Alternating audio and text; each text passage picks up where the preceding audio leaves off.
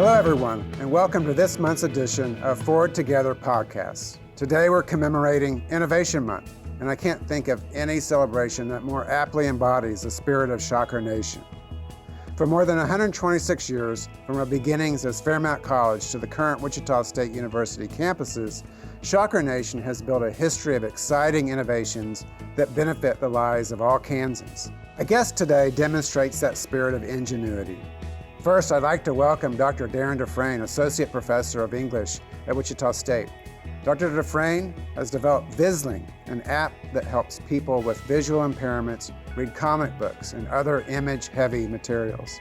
To help further develop Visling, DeFrain was recently awarded $100,000 from the National Endowment for the Humanities and almost $250,000 from the Alfred P. Sloan Foundation and $11,000 for the John A. C. Innovation Award.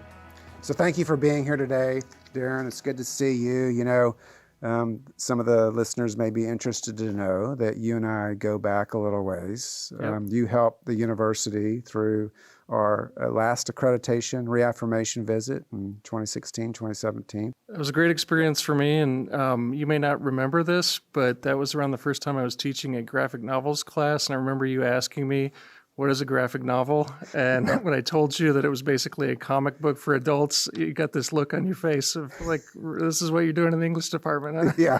Yeah. Well, that was back in the day where graphic novels were becoming a thing of its own. And since that time, in our first year seminar course, we had a graphic novel as one of the selections and had that author here on campus. And so it's been a really, I think, uplifting kind of experience for many people on this campus, and I'm so glad to be able to talk to you about this work. So to start off, can you give me an overview of what Visling is and does and what it's intended to do? Sure. The core idea here is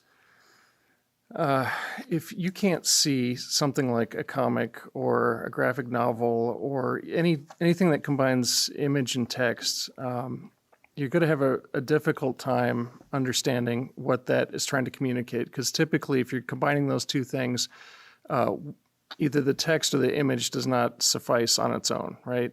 And so if you can't see, you're missing out on one whole part of that. And one of the things that we really wanted to do with this was to create a platform where someone with a visual impairment, and there's a whole spectrum of visual impairments, that you can interact with the text, not in the exact same way that someone who can see the text can, but in a way that gives you more agency as a reader. And so we use haptics for that, and we lean on visual linguistics. This is something that was really pioneered by a doctor in the Netherlands named Neil Cohn. And we combine those two things along with some CBML to create something where people can use their fingers to touch a screen and get feedback that allows them to get more of a sense of where things are located and what is located where, and get some feedback. So you just did a little abbreviation. Mm-hmm. CBML, sorry, comic book markup language. Okay. So we need to make sure people know what those abbreviations are. So one of the things that I just noticed about what you were talking about, and you said it, digital transformation. We're trying to understand what that means for the university, and of course we're doing a lot of work on the aviation side of things, and we have NetApp on campus, Smart Factory on campus, where definitely digital transformation is a part of their work. So here's an example, and linguistics too. And we have a new linguistics degree on campus. So here's an example of how the humanities fits into that. Could you talk a little bit more about that? Yeah, this is really a growing side of the humanities, digital humanities, and it takes a lot of different shapes. But one of the things that we want to do, utilizing that CBML that I talked about, for example, is to help make comic books searchable in databases. And there's already work underway in that regard. But like if you wanted to look up examples of Black women superheroes. Right now, it's kind of difficult to do that, especially if you're like keyed in on specific images in that regard. And this would help you by coding all these images. You'd be able to have access to all those images for further research or just independent study. Yeah. So what was the impetus behind this? You talked about your example that you gave early on, and you and I had that conversation years ago, but I kind of lost track of what you'd been doing with this, and then... Yeah, where this started was the first time I taught a graduate course on graphic novels. One of the critical lenses that we were going to look at graphic novels through was disability studies. And I had a graduate student in that class, Aaron Rodriguez, and it just so happened his office was right across from mine. And we would have conversations during class, but then he was one of those students that you really like to have who would, after class, come wandering into my office and say, I just have one more question. Mm-hmm. And we would start to talk about things. And one of the things that was really bothering both of us is there really wasn't a way to communicate what Aaron and I could see on the page to someone with visual impairments. And we were talking about the way that this is typically done is that someone is given an audio track like Audible, and which is fine, but what that does is someone's interpreting everything that they're seeing in a way that if you're a student in my graphic novels class, you need to do that interpretation yourself about how the image is important to the text and vice versa. And so that really started this conversation about how do we overcome that? And we started talking about haptics, and Aaron, we helped create a final project for him for that class that was a really, really rudimentary form of where we've ended up to this point, of using haptics, of using visual linguistics and CBML to try to create something that's going to make a really accessible version of multimodal text, not just for comics, but for things like textbooks, schematics, IKEA directions, which... I mean, if you're fully sighted, those are a challenge. Yeah. Well, I think you're talking about Aaron Rodriguez, who went on he's in a doctoral program. Yes, he's at Florida State right now. He's got about another year there, and he's been great. Yeah. So this you kind of started talking about this. Besides the graphic novels and comic books, what are some other uses for this? Yeah, more and more. I mean, we live in a society that really relies on that combination of text and image. I mean, everything on the web basically is in that format, but textbooks, for example. For one of the grants that we're working on, Aaron pulled a really terrific example of this. There's a textbook that was made accessible, right? And it was a science textbook that was explaining cells dividing. And what they provided was just a voiceover that explained what they were seeing on the page. And one image was a cell, and the next image was the cell dividing, pulling apart and making that kind of figure eight shape. And all the different parts were labeled within the cell, and you see all the dynamics of what's going on within that. Well, the second image there, rather than really telling you anything, just says the cell divides. So you get just from that example, I think you get that understanding about that's missing a whole lot of what's intended by the image. And so that's what we want to try to do, is to allow someone to interact with that image in a way where they're really going to understand in a more profound way what is intended. Yeah, and I can even see this being useful for people who don't have visual impairments. In my background in healthcare, studying anatomical diagrams and things that would require a little bit more explanation other than for me just even visualizing these in a textbook, I think would be helpful, and utilizing this kind of a technique. Yeah, we're making this available on cell phones as well. And for someone like myself that has what I would consider a mild visual impairment with glasses, I can't see a lot of things even with my glasses on cell phones. And so what this will do is allow you to just touch that part of the page and have it read to you if that's what you want or that's what you need to help facilitate your engagement with the text. Yeah, that's cool.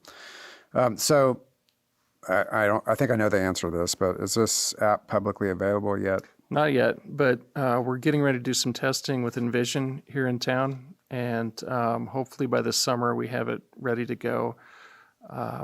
One of the things that's very important to us is that we get feedback from visually impaired users and that we're not making decisions for them about what we think is best for their engagement with these texts. But if there's things, we've already had one instance of this where we've had to kind of pivot in our thinking because of some initial feedback where we were headed in one direction, and some users that have engaged with the prototype that we have to this point were telling us, no, this isn't how we do things. Yeah. And we have a good resource with Envision here in Wichita. Yeah.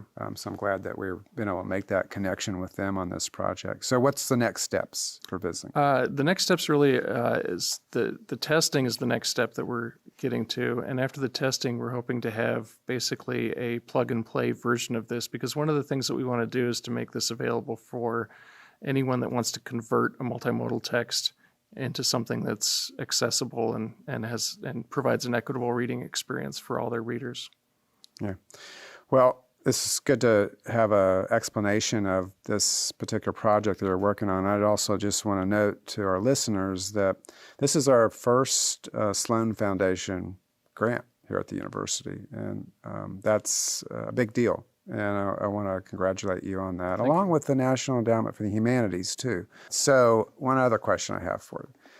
So 8 years ago, or whenever it was, when we were working on accreditation documents, when you were telling me about this not this project, but the fact that you were working on graphic novels, and then I was starting to read about this more recently and how you're developing an app to do that. And the Darren DeFrain that I remember, I don't remember that he was also a coder and a computer expert. You remember correctly. So yeah, how did this all come together? I had no experience in anything related to that, really. I mean, my background's in creative writing, and I've worn some other hats since I've been here at WSU. But one of the really terrific things about being at WSU in regards to this project is all the help I was able to get really fairly easily throughout the university. We applied for and were accepted to Shocker I-Corps.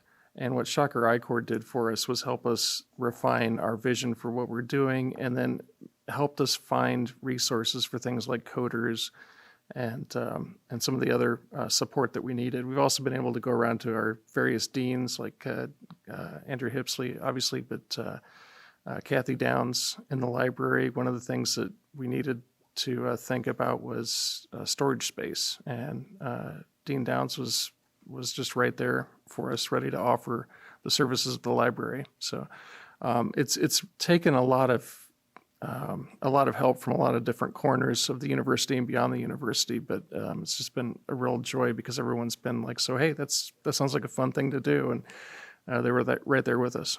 Yeah, and I'm glad you're describing it that way, because I think a lot of faculty, when they start thinking about doing a project, they get stopped in some way because they don't realize that there's some resources of people across this campus that will be willing to help them move projects forward.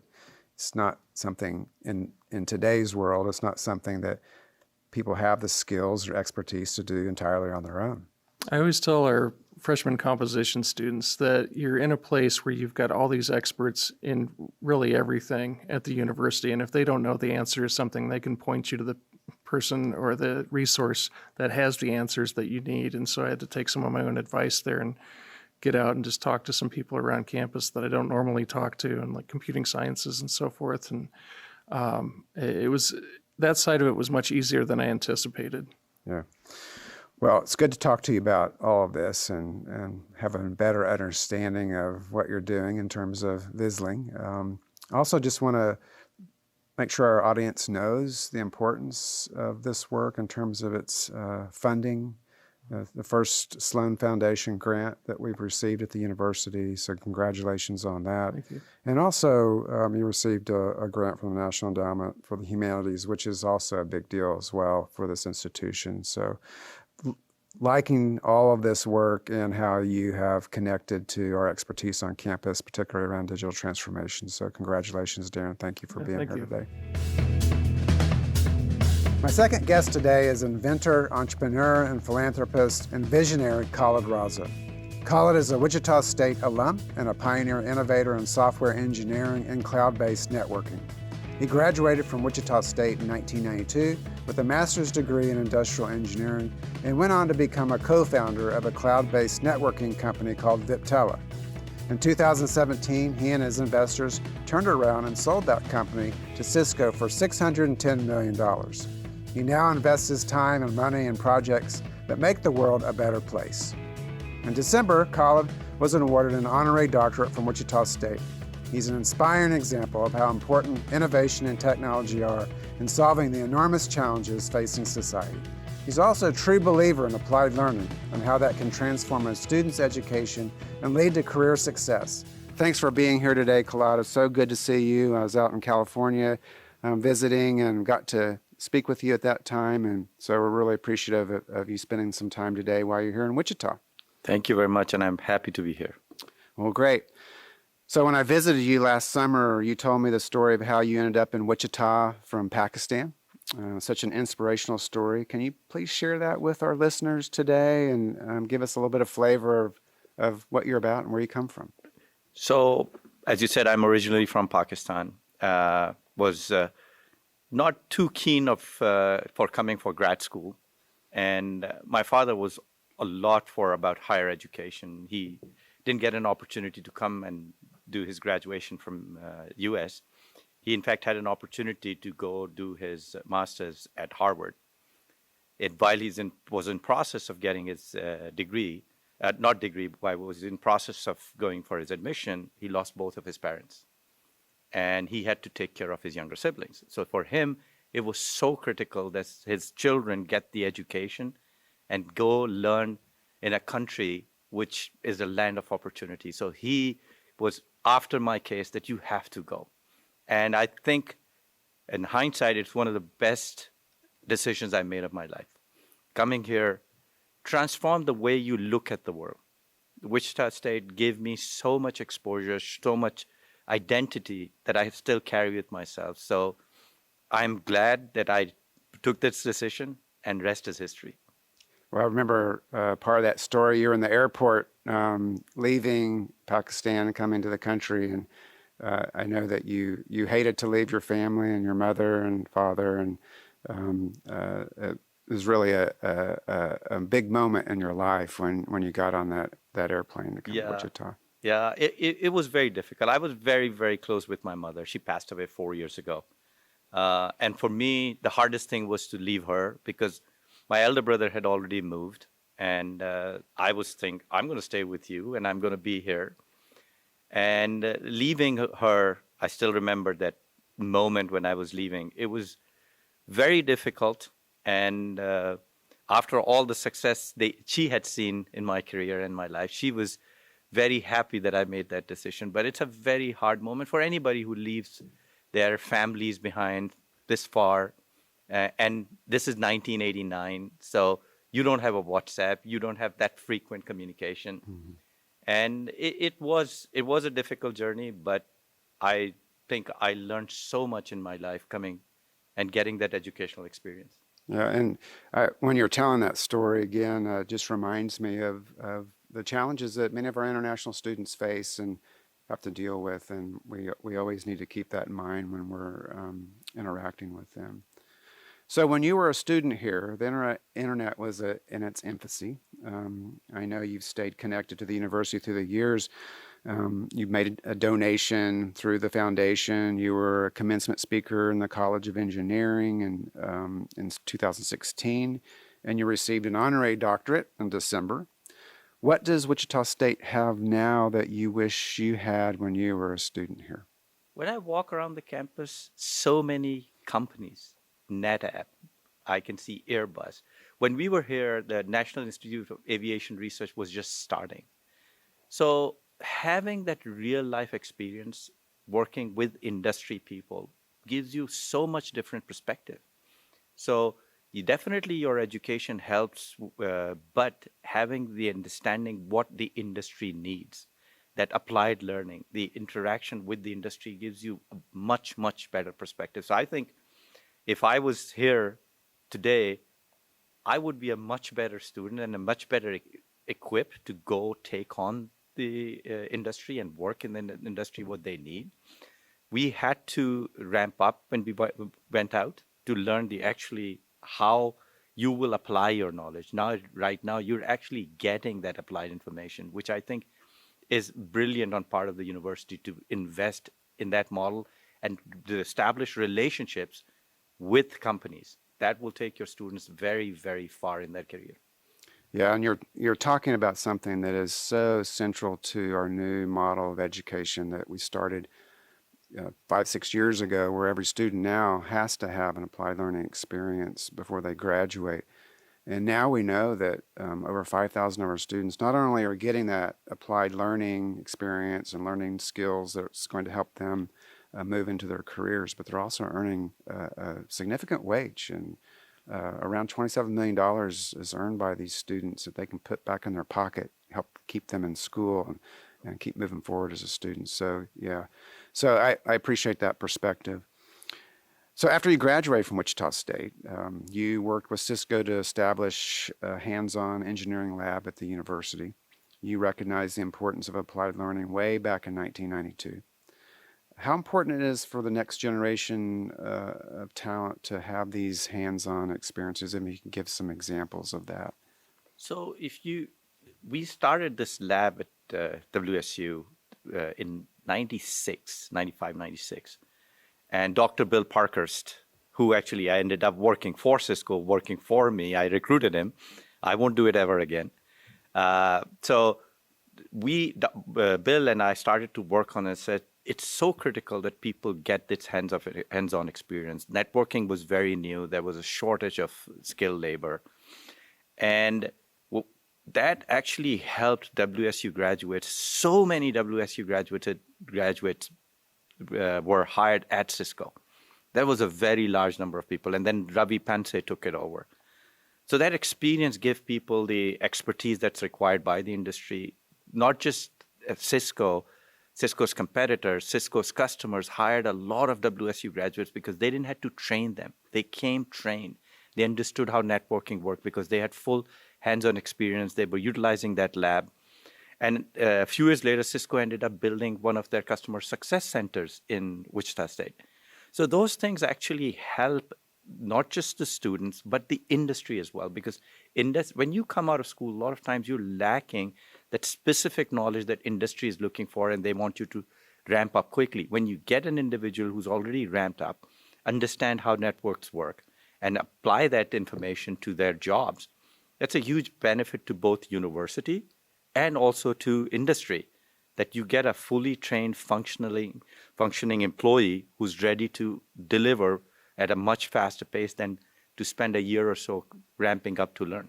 Yeah, and that's really the basis for the reason why we've moved towards this applied learning model here at Wichita State, is to give those students that leg up, and the companies that hire them, so they don't spend a lot of time training and re-educating and those sorts of things. And it's just not technology fields or engineering fields. It's all of the in business and industry that hires our students. In the social science and social work and healthcare sciences, any of those areas, this is an important aspect of learning. And it's one of the reasons why we have now a high number of students wanting to come to Wichita State. And the parents are eager to have this kind of experience for their son or daughter, so they come out of school with some tangible skills so they can get a job when they graduate. So you have done a lot of work beyond Wichita State and founded your company and sold it to Cisco, and now you're working on a new endeavor. Can you give us some ideas of some of the projects that you're working on? So company-wise, I can't tell you. I'm in stealth mode. Yeah. You will find out this year what we're working on. But I can tell you that, just to give you a little context of Viptela, which was bought by Cisco. In 2012, this idea of software-defined WAN was a $0 market. Today, by some estimates, it's anywhere from $6 to $8 billion market. So we actually created a market that did not exist about 10 years ago. So that transformation has led people for a faster cloud adoption, agility to go into cloud and consume cloud. What Graphiant is doing, I can tell you, is a 4x or 5x bigger opportunity than what Viptela was. So I'm very, very excited about what Graphiant is going to transform. outside of work, I work with different projects. One of the things that I carry the legacy of my parents is education.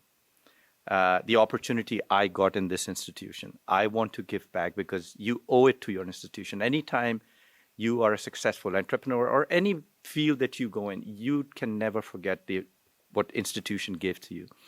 So I am involved in multiple projects here, and I want to do moving forward because two people I owe to a lot of gratitude to, obviously my parents, so hence I started that scholarship in their name. And then my professor, Dr. Lankarani, who gave me that assistantship that I needed. So I've started the Lankarani assistantship program at WSU as well. So from my perspective, education is a fundamental right. And once you get educated, it's your duty to give back to people and create the next level people who come and replace you. Well, I really appreciate hearing that. It's people like you who are so generous with their time and efforts being here today, but also your financial resources that really make the university what it is and help us move forward. We couldn't do any of these things that we've been talking about without people like you. So thank you so much for that support. So one last question I have for you. You live in the San Francisco Bay Area now. Visited your home, beautiful view of the mountains. What do you tell people about Wichita State and how has it helped you prepare for your career? So when I used to go back to Pakistan, one of the things I used to tell people over there, this is a hidden jewel. The amount of assistantships you can find in this university is amazing. I never had to struggle. After my first year, once I got assistantship with Dr. Lankarani, most graduate students who came here would always find assistantship. One of the things I tell people in San Francisco that if you go to places like Wichita, as a student, you can focus, and there are a lot of opportunities that you get working and getting real life practical experience, like applied learning in different fields. So I love coming here. I've always enjoyed and kept my relationship, kept my ties. In fact, to this day, when I come either for business or for coming to WSU, I still stay at Dr. Lankarani's house. That's my commitment to him. And I love meeting everybody, and the relationships I built in the institution have lasted. My friendships have lasted. And this was one of the best times of my life. Yeah. Well, thank you so much for being here and sharing your story and your experience and how that has been helped shape at Wichita State. We really appreciate you being here. It's good to always see you and talk to you, and looking forward to seeing you again in the future. So thank you very much, Khalid. Thank you very much. These are just two examples of how Shocker Nation is changing the world through innovation. Thank you for joining me today. Be sure to listen to the next Forward Together podcast when it drops in May.